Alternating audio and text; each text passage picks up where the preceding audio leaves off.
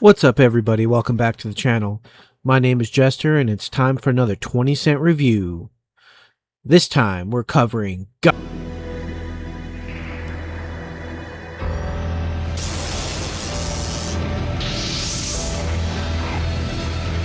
Guyver Dark Hero is a thrill ride of epic proportions.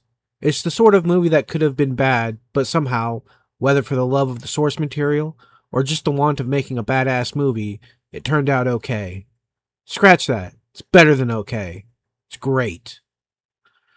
This go around, we have a new actor playing the titular character, David Hayter. That's right. Solid Snake from Metal Gear Solid is the Guyver.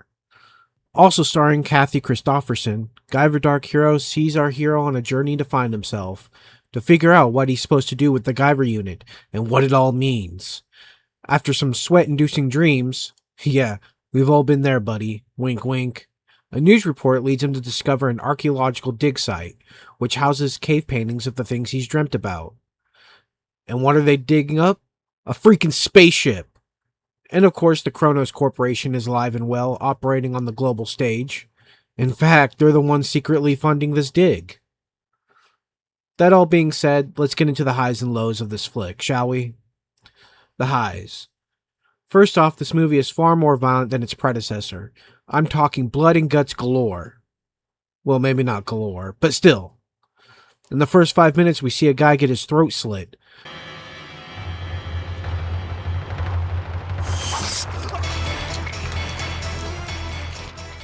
Then, later on, we see a Zoanoid rip a guy's face off.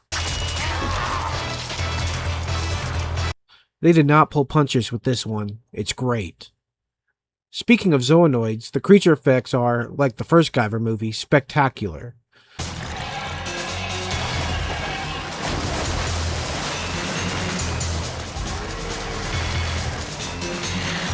Marcus! You are fired! The creature department for this flick really outdid themselves. Then we have the action, which I feel is better than the first one.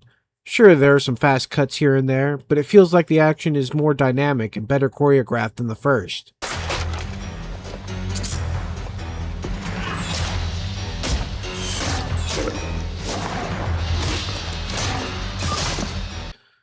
Finally, and most importantly, to round out the highs, this movie feels like its own thing. It didn't fall into the trap of repeating the first one and thus becoming a failed husk of a sequel. Alright, now we get into the lows. First, and arguably the second most laughable thing about this movie, is how our hero gets access to the dig site. Mind you, this place is armed security. He gets in because he really, really wants to. And our lead actress, Kathy Christopherson, can relate to that. Why'd you come back? Because I'm a scientist. I know what it's like to need to know. Talk about needing to progress the plot for plot's sake. Next, we have what is probably the most laughable part of the movie. The bad guys give our hero Sean Barker a sedative to keep him out of action. But less than 2 minutes later, he's up like nothing happened, and then he'll explain how or why. Is the Guyver unit making him unaffected? I don't know. Why are you asking me?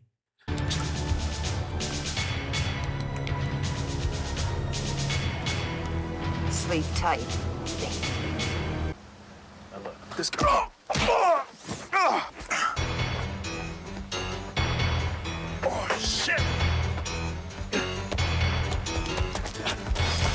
Finally, we have what is arguably the most frustrating part of the movie.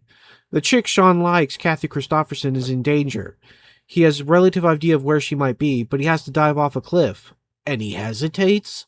What the frick, man? Scaling warehouses is no problem, but a 20-foot drop off a cliff? That's where you start to question your life? I don't know, it just felt ridiculous in the moment, especially in a time-sensitive situation.